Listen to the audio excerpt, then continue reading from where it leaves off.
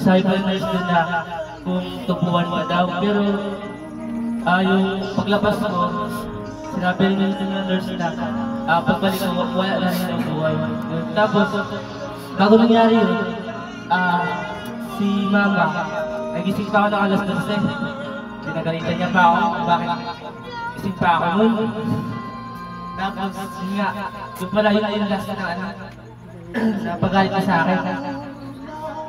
Tapos, yun nga, yung bago nangyari, o yung buwan ko si mama, pero talaga siya sinapin. Kumbaga, o sa pamilya mo namin, sabi niya na, ano siya, kumbaga lahat talaga yung, kumbaga lahat ng, o yung pamilya niya, yung mga anak niya, kailangan makakilala sa Lord. Kumbaga, yung buhay nila, tinanggap si Lord sa buhay nila. Kasi kasi may purpose kung bakit si mama, diba nawala sa mundo. May purpose kung bakit nawala siya dito sa mundo na ganun yung nangyari. Pero sa atin talaga, o sa pamilya ni mama, sa kapatid namin, siyempre, kumbaga, sinabi ni mama, ang buhay pa siya. Kaya, yun nga na, stop niya rin yun na, kasi nga, nakita niya rin na kapag yung tao, diba, masaya kay mama kasi, bago siya nawala sa mundo,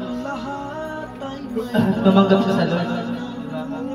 Yun, tapos, naano ko lang yun na, wala talagang kapayapaan kung tayo mismo, hindi marunong lupapat sa Lord. Pasalamat lang, diba? Si mama, ano ko rin na, araw-araw talaga siya nag-pray, diba? Para lang sa kinabukasan niya. Para din sa rin nga, yung narinig ko na pati pamilya niya, nag-pray niya, diba? Kaya ko lang kasi masaya ako kasi nga si mama, bago siya nawala sa mundo, tumanggap na sa Diyos. Diba? Yan, maraming salamat. So, before tayo marinig sa iba, sunod po si Jerix Jansin. Gabi po. Ako yung pangatlong anak ng mama. Sutang sungol. Sungol. Terus di sini sungol.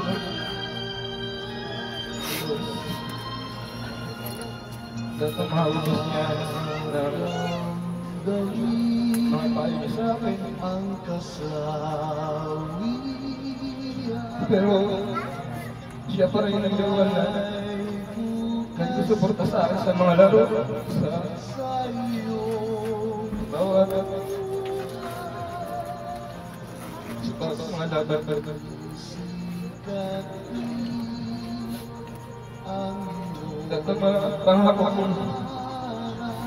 Papangahapon ko po sa akin.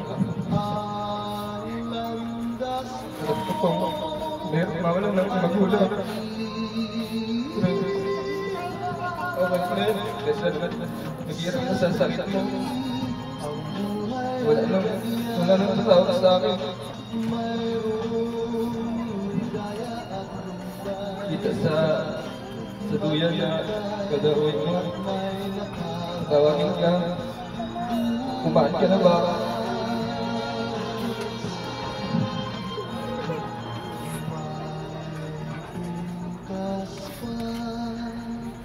Mahal naman ka lang ito. Gabayan na po ako. Sa kuya ko. Sa mga kapatid ko. Sa akin.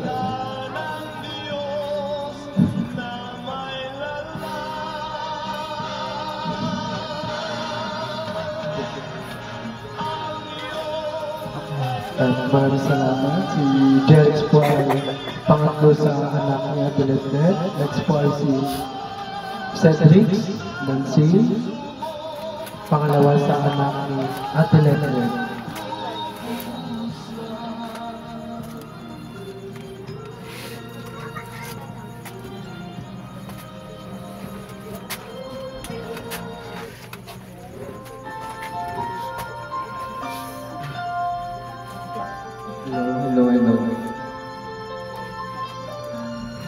na magandang gabi po sa ating lahat.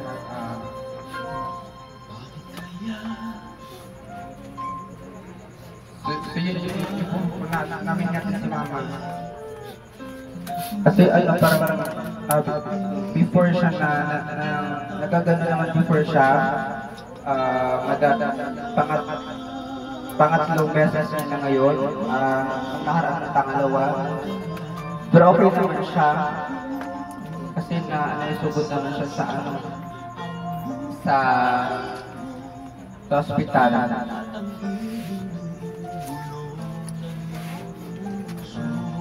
So sabi sa doktor, hindi pa siya patay. Kumbaga, hindi ko siya dinideclare na namatay kasi dinala ko si Mama. Ano siya, matapang siya. Ano siya?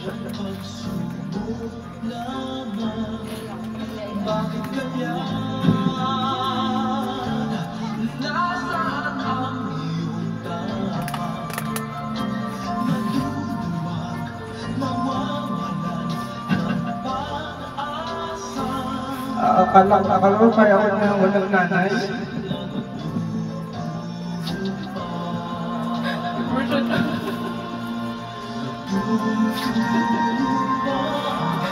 Marami pa siya sinabi. Marami pa kami.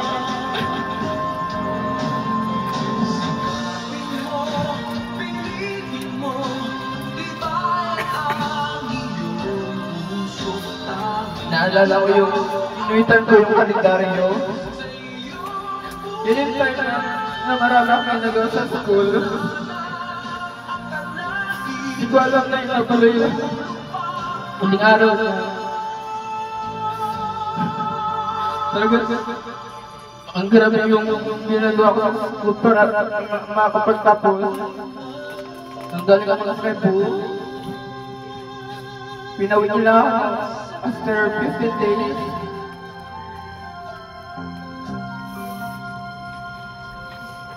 Siya yung nanay na hindi makasarili.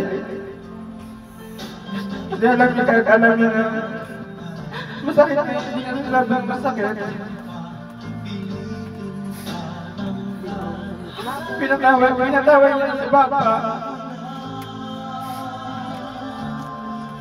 Pinatawag niya na sinabi niya lahat na yun sa akin na pinatawag niya si Papa.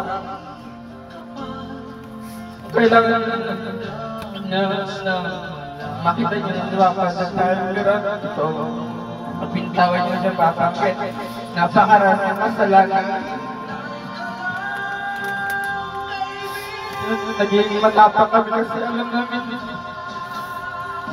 kasama ko si Mama kaya sana pupunta. Hindi siya lumalayo. Lagi ako yung tinatawag niya na kami mag-usap.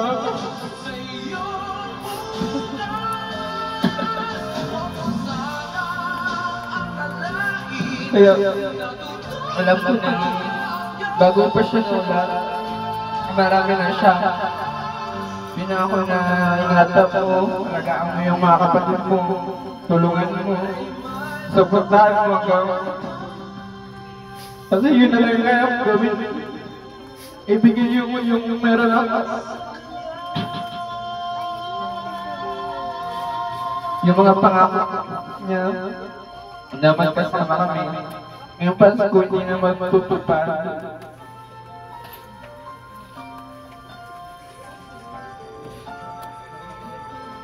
Salamat sa buhay niya kasi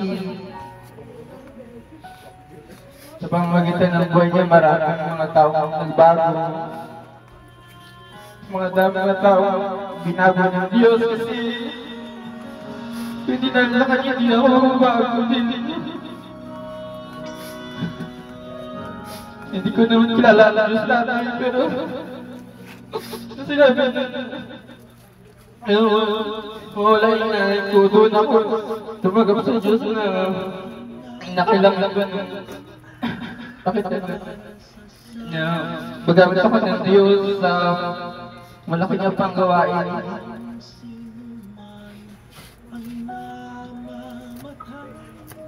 Grabe yung pag-ibig na pinararanas na sa mga tao. Talagang hindi mapapalitan na anumang bagay, pera. Lahat ng mga bagay dito sa mundo ay hindi kaya palitan ng pera. Kasi yung pera hindi lang yung pero yung kasama ko siya araw-araw yung lagi kong kailangan. Since sa kuya ko,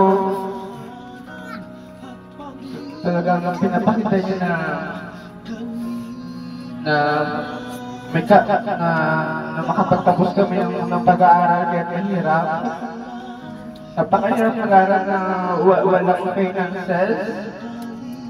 Salamat sa mga taong tumulong. Kasi grabe yung puso ng mga taong ito.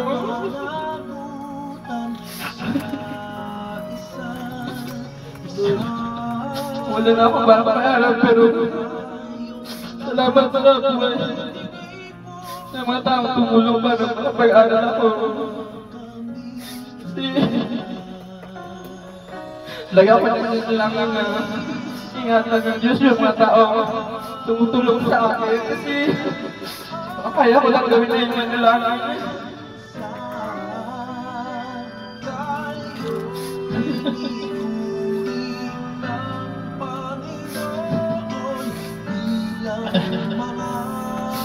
Salamat sa mga taong tumulong na magawa ito na maayos. Hindi ko alam kung gagawin ko. Walang tulog, walang pahinga. Pero alam ko nakasama naman si Mama. Nakikita ko siya. Nitawag niya ako at alam ko nasa langit na siya. Alam ko na nasa langit na siya at mapayapan ng buhay niya kasi nakilala niya ang Diyos. Basta yun yun lang po. Tayong lahat ay may pananagutan sa Si Cedric po ay isa sa mga anak ni Ate Church niya na tumayo rin na wala siyang sinintid na siya rin tumayo bilang inaakama na magkakapatid.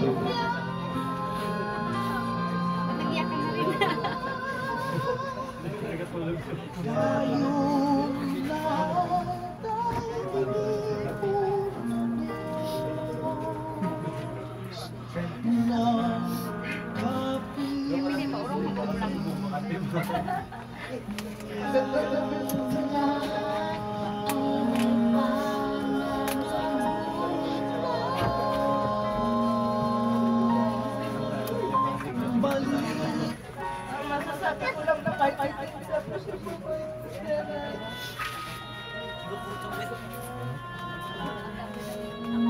Tulungan ako sila na ako siya. Kaya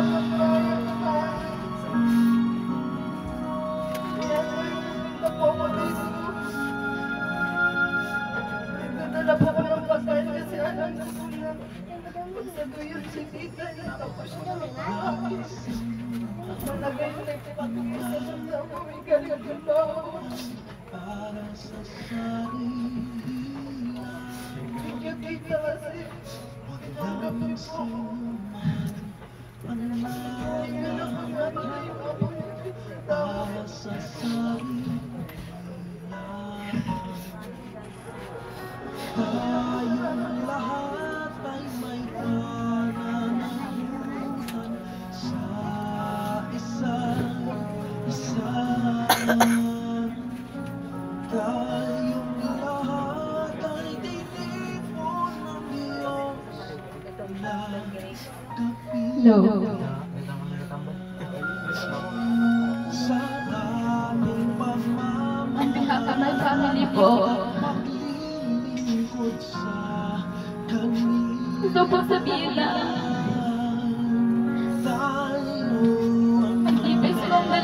kay Tita Nida, kay Tita Sara, sa mga kapatid ni Tita, kay Tito, kay asawa niya, kay Jumo, kay Manman, kay Adam, kay Badeng at kay Dudoy. Pandalanan po.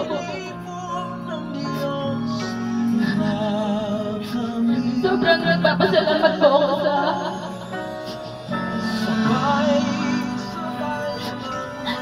sa buhay ni Tita kasi lahat po kayo nagsabi na mabait siya.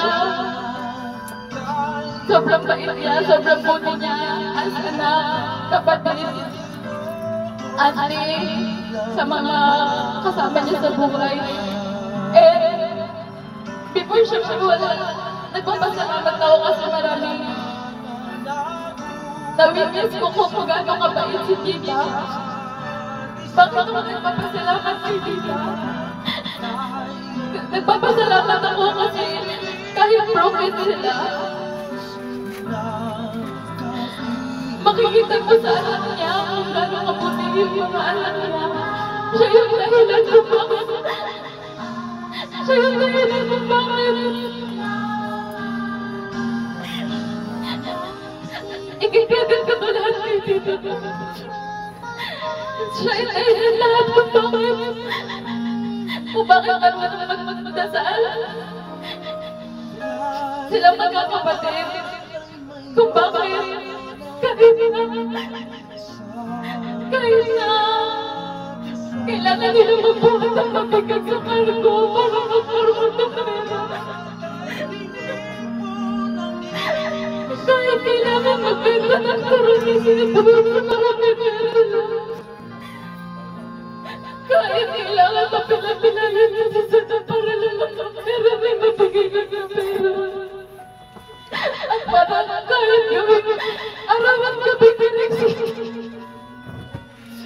yung buhay niya para mataguyod.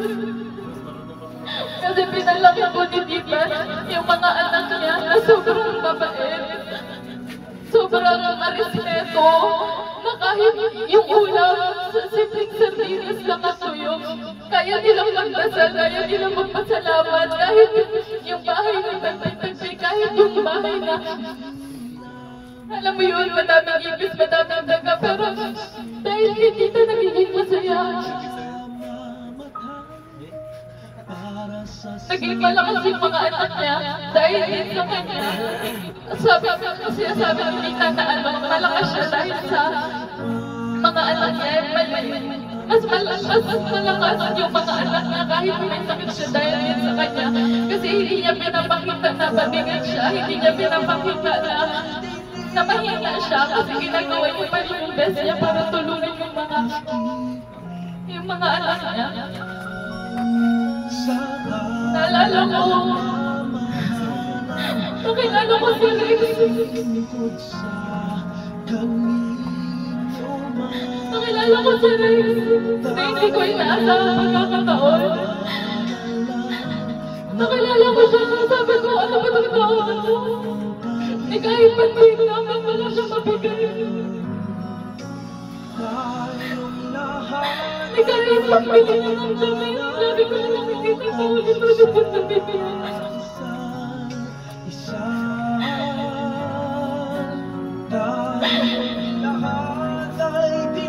Yan pala may nilalaman sa Rick. Hindi ko alam. Siya pala yung amatay na dito sa Pangasinan. Nang nakilala ko si Rex, siya yung nagtatagoyan sa pamilya nila. Nagpipintura siya. Kada Sabado, sinasabi niya sa akin, susunod lang daw kami magpasyal kasi daw may bayaran pa daw sila sa tubig ang ilaw. Kailangan niya bigyan ng kapatid. Kailangan niya bigyan na kahit konti dito sa bahay nila. Ganun ako. Ganun ako masarte kay Rex. Kasi naturuan siya ng mama na yung kapala.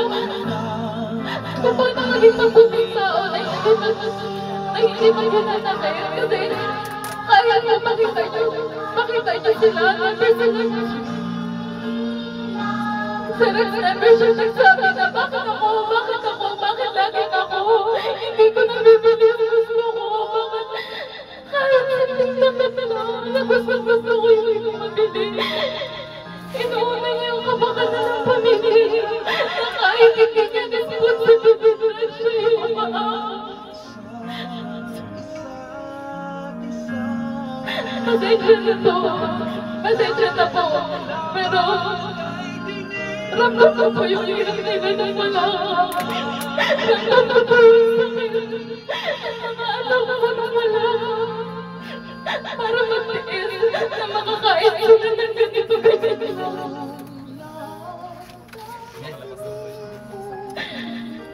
Naalala ko nung nasa ospital, kinikwento niya sa akin, kasi hindi ka, sabi niya, chika. Parang hindi siya mauubusan, antok na ako kasi ako nagbabantay sa kanya. Yun yung una niyang ospital. Pangalawang, yung unang ospital niya, ako nagbantay. Palitan kami ni Sed, sabi niya, kinikwento niya yun, tapos parang tapos yung kwento niya, parang proud na proud pa siya, yung binuhusan niya yung yung kabit ni Tito ng tubig. Tawa-tawa siya kasi parang proud siya sa sarili niya na nabuhusan niya ng tubig yung Kinikwento niya yun sa akin, tapos kung yung mga dati daw, sabi niya, Lynn, dati mataba ako, ganyan, yung mga ganun, dati daw sa ganyan niya, balmakita daw siya, mga ganun. Marami talaga nag-chika si tita. Tapos marami rin siya talaga mga plano. Marami talaga siya yung, kahit simple lang, sabi niya, gusto niya yung mga ganito, yung birthday niya, mga ganun. Wala, makikita ko sa buhay niya na sobrang siya. Sobrang grateful siya, kahit na maliliit na bagay. Pinagpapasalamatan niya. Makikita mo pag dito kami natutulog.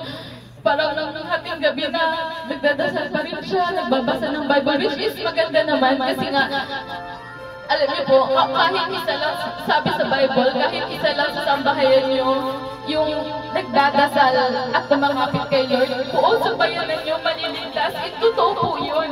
Si tita yung isa sa mga testimony na tumayo siya, hindi man siya makatulong financially, pero nakatulong yung prayer niya, gabi-gabi, yung prayer niya, araw-araw, kada madaling araw, nakatulong yun para si Rex maging malakas, si Jumo, si Pangman, si Saddam, si Cedric, para maging malakas sila.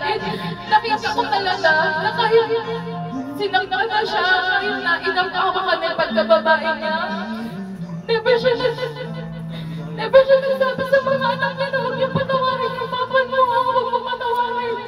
Huwag mo papasukin yung dito, huwag kayo. Never siya na gano'n. Never niya niruan yung mga anak niya na magbigay ng sakit sa papa nila. Which is, di ba dapat normal na tao magagalit ka, pero dahil kay tita, yung mga anak niya tanggap si Tito.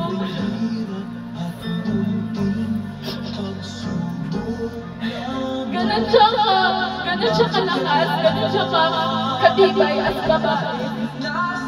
Nagpapasalamat ako kasi nawiyas ko yun. Sa loob ng maraming taon, nawiyas ko yung kabutihan niya, yung pagpagpap na sa akin, yung pagbibigay niya ng sobrang turon sa akin, pinapabak niya kay Rex.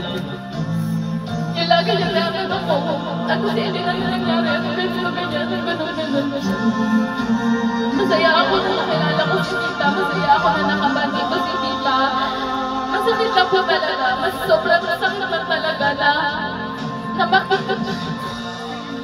Actually, hindi ko po. Namatay po si tita ng isang birthday.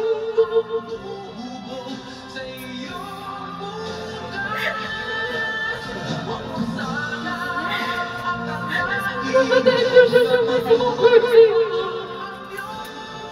Kaya sobrang sakit na sana nagsaselebrate po kami. Sana kumakain kami lahat sa labas sa family ni Rex. Pero hindi ko natuloy kasi hindi ko makakalimutan yung oras sa pagkawala niya, 6:26. Sabi sa akin, Mami, dala na natin siya sa morgue. Sabi namin, hindi po siya patay. Kasi parang normal lang eh. Pabalik-balik po siya sa ospital. Ilang beses po siya pabalik-balik sa ospital. Akala namin normal lang.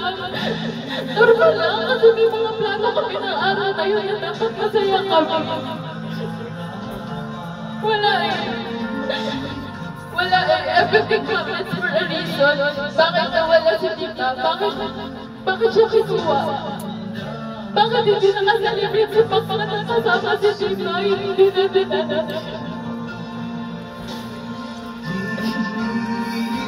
Tita, maraming salamat po sa lahat.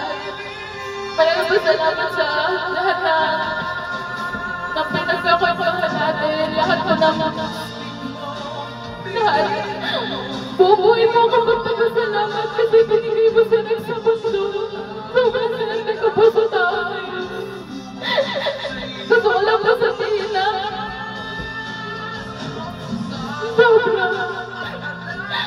Sobra ako proud sa boyfriend ko kasi never siya nagtabang, never siya nagbigay ng hinanakit kay Papa niya kahit sobrang hirap na ng buhay niya.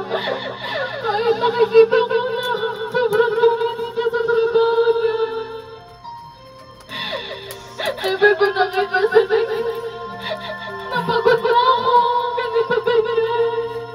Alam niyo po yung pasok sa legs, may pasok siya Monday, Tuesday magtatrabaho siya Wednesday mag-aaral siya ulit, ganito po yung routine niya. Kahit na gusto niya maglaro ng basketball, never niya nagagawa kasi ang isip niya, kailangan ko kahit paano matulungan si Mama Babe, okay lang sa mahal mo, kung binigay ng gamot, ganito ganyan, okay lang ganito ganyan.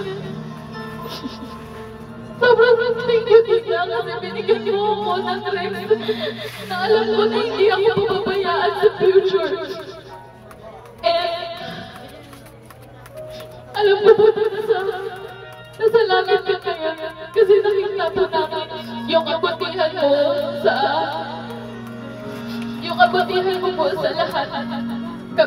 po sa mga bayaw mo, kay Tito, sa mga anak mo, kila Tita Sara, sa mga kapatid mo, and maraming po salamat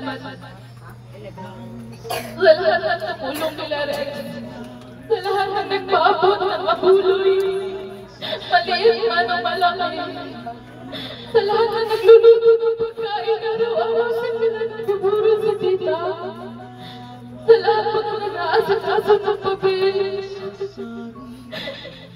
sa lahat po na nagpapuyang gabi-gabi para samahan kami magmalalati.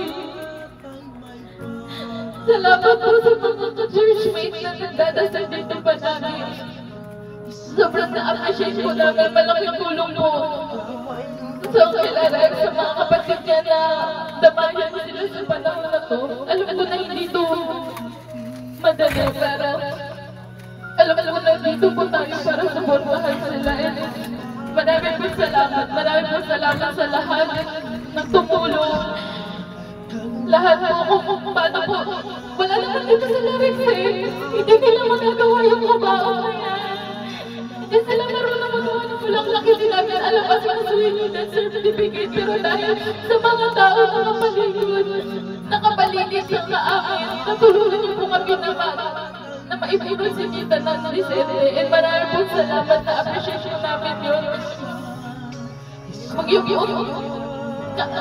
Di po namin makakalimutan lahat ng ginawa nyo sa amin, kila Rex, sa pamilya nila.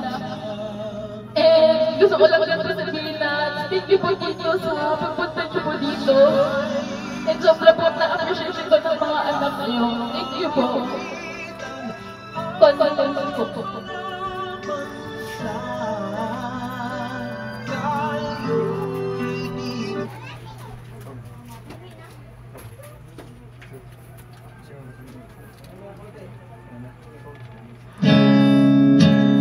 Masaya mga araw na pasal.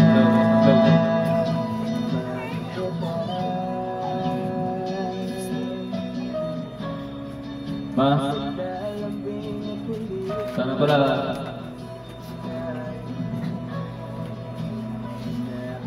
sinulit ko na yung araw natin. Alam mo ba? Sana pala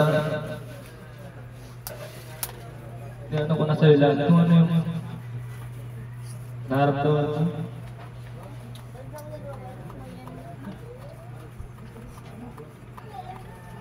Ang hirap pala ako ng magulang. Pero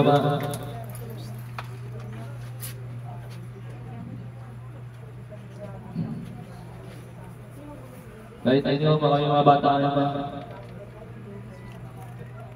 bigyan pa ako ng malawak na pag-iisip para labanan nyo. Laban ko dito sa mundo na ito, ma. Bigyan pa ako lakas para itaguyod yung pamilya mo. Bigyan sila ng maayos na moral. Paano makitungo sa tao.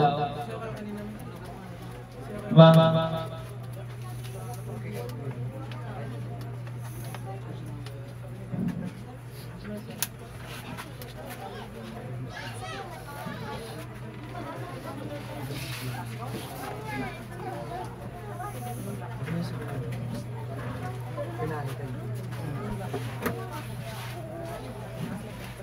naiintindihan ako ba't mo kami iniwan. Yung time na yun. Kasi nakikita ko kung ano yung hirap na pinagdaanan ko. Parang nagising ka na lang na pag-alis dito sa Berto para pumunta sa Manila. Para matrabaho para rin sa akin. Nagsakrisyo ka para sa akin.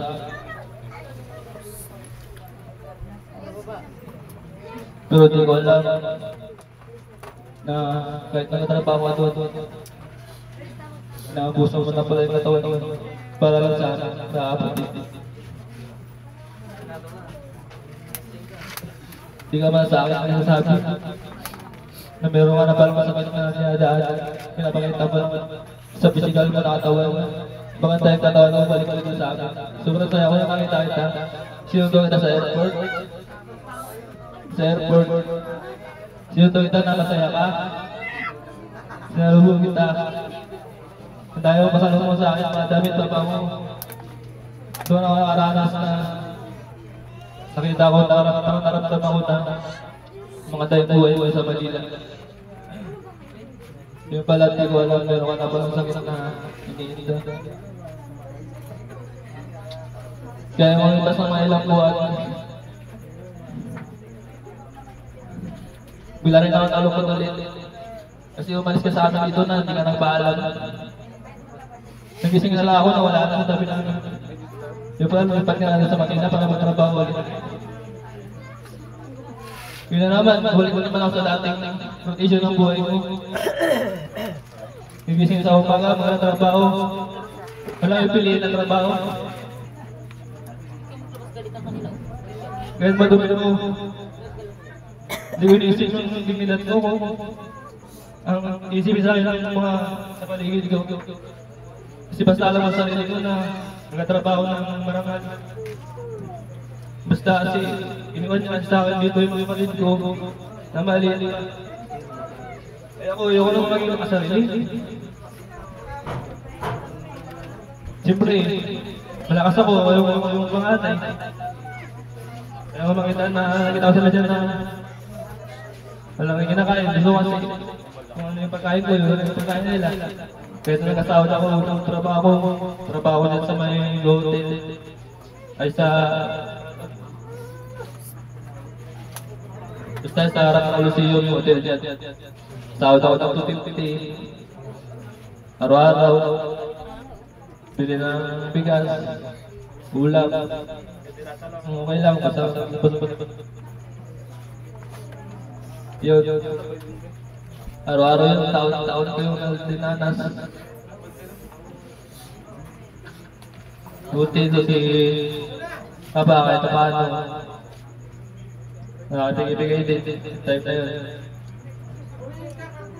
Kasi naranasan ko magkaroon talaga na alaga ng nanay yung kinbera ko. Kasi yung kinder ako, dyan talaga si mama.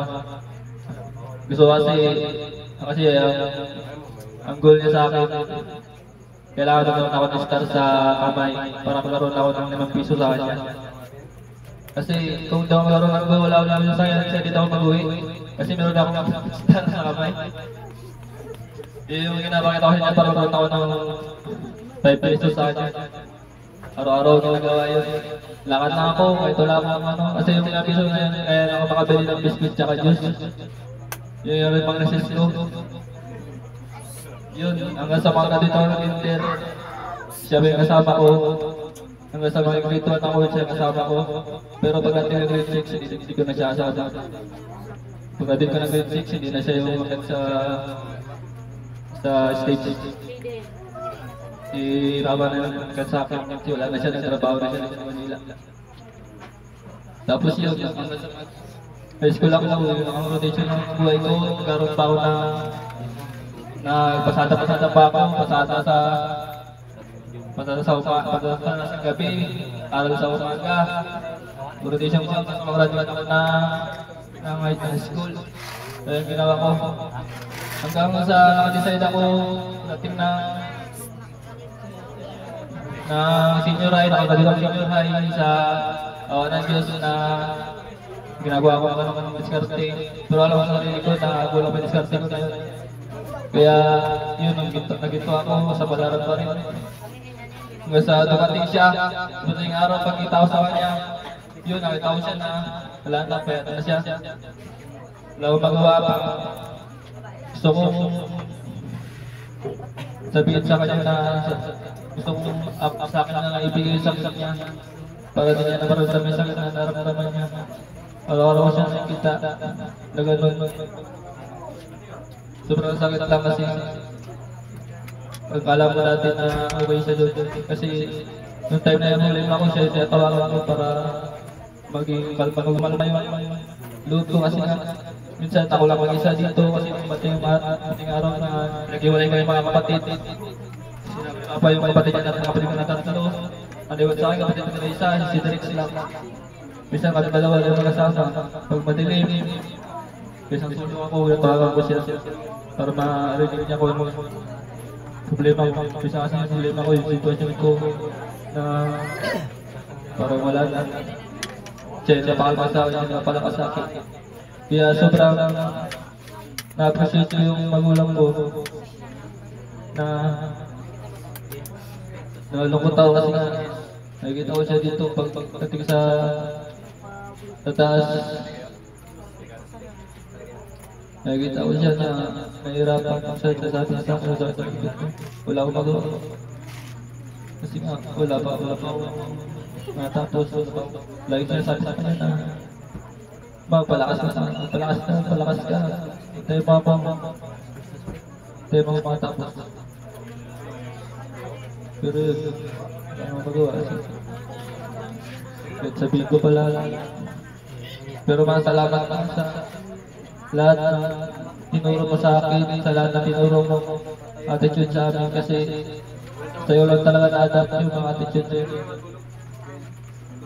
Nag-respeto ng isang tao, paano respeto, paano maunawaan yung isang tao. Masalamat sa lahat. Sobrang na-appreciate ko. Sobrang na-appreciate ko. Mahal na rin.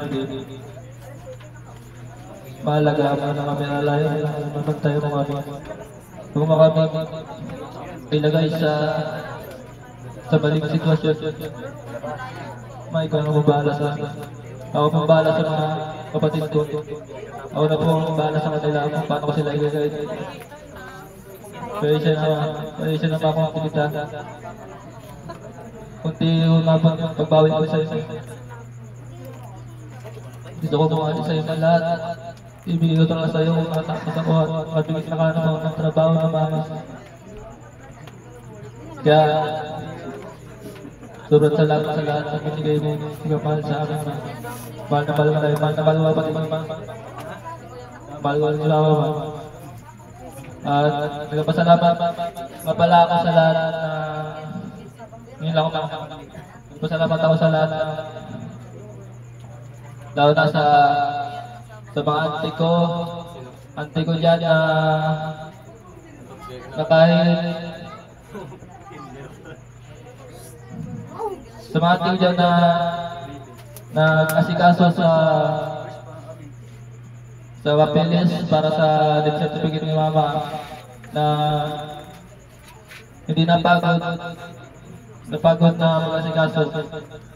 Salamat din sa mga uncle na nag-asikaso sa papeles ni mama. Thank you sa mga tulong nyo na di mababasa ng malaking pera. Salamat sa mga pinsan ko dyan na nagpalakas sa loob namin, nag-guide sa amin kung ano yung dapat namin gawin. Para namin ituloy yung buhay namin na alam ko sobrang mahirap magkawala ng magulang. Salamat sa lahat ng mga payo nyo, sa lahat ng mga pagbibigay na pa-inspire sa amin na ituloy namin yung mga pangarap sa buhay. Salamat sa mga pinsan ko din dyan na nagpairam ng motor para makabiyay makatravel kami sa pumuntahan namin na mga hinga namin ng tulong. Salamat po sa magbibigay nyo ng tulong. At salamat sa mga churchmate ni mama na nagbigay ng mga guide, ng mga mensahe para sa amin, para lakasan ang loob namin na hindi lang nandito yung buhay namin na meron sila sinasabi na may purpose bakit nawala si mama. Naniniwala ako doon sa inyo kung ano yung purpose nyo nga dito kung bakit siya rin buhay. At salamat sa mga nakikiramay dyan at nagbigay ng abuloy maliit man na malaki. Sobrang na-appreciate namin yung ibigay nyo ng abuloy sa amin. Thank you sa lalo na sa pamilya ni Elaine, sa magulang niya, kay Jubilin, na panahon na wala ako, andyan sila, suportahan, mental health man o physical, dyan sila para gabayan din ako. Salamat din sa mama nila na sobrang bahid sa akin, tinanggap ako kahit na wala ako, nandyan. So, pinabayaan. Kahit na kung financial lang na nakanggap ko, o malaki naman ang bagay mo sa akin yun. Tsaka thank you sa girlfriend ko na sinuportahan ako kasi andyan siya, dyan tayo na si mama na hospital, dyan siya para magbantay mag-provide na kung ano yung i-provide. Andyan siya para magbantay, isang tabi yung school niya para lang kay mama. Sobrang na-appreciate siya. Thank you sa lahat ng mga pumunta sa pangarap ng mama na pumunta ang mga kapatid niya, mga ate niya, Ate Nita, na nakasama niya na kahit ilang buwan na napasaya si mama. Thank you, ate. Nandiyan ka para gabayan si mama. Thank you sa mga payo sa kanya. Thank you sa napasaya sa kanya. Salamat. Tsaka salamat sa mga politiko na nagbigay ng abuloy na sa mga pumili na nagbigay ng tulong. Kasi sobrang na-appreciate ko yung mga tulong. Ma, salamat sa lahat. Ikaw ang inspirasyon ko sa lahat ng mga pang-araw-araw na ginagawa ko. Pang-araw-araw na gusto kong i-goal sa buhay ko. Ikaw ang dahilan lahat ito. Kung bakit ako lumalaban araw-araw. Makakawat ng bahala sa mga kapatid ko. Gabay-bay lang kami. Gabay-bay kayo man. Yun lang. Salamat.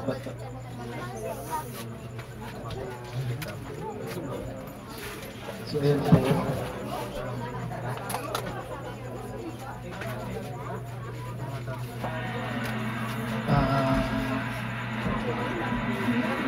Pangulit po natin.